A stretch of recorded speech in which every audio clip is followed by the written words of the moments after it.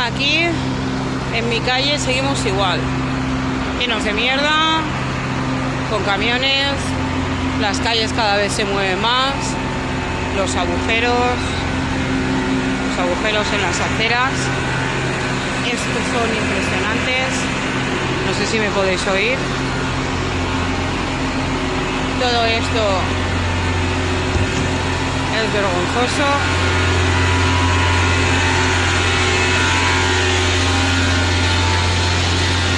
Todo sigue igual. Aquí no hay por dónde cogerlo. Estas son las casas de mis vecinos también, todas agrietadas. Pero bueno, ellos se quieren quedar en casa, de su responsabilidad.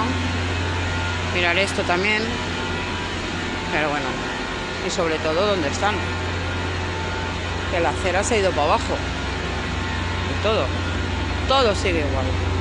En nuestra calle todo sigue igual. Todo. Esto es lo que tenemos. Esto es lo que tenemos. Y aquí no debería de pasar nadie, porque se nos está cayendo todo. Todas las fincas aparcan los coches ahí. Han quitado el precinto. Todo igual.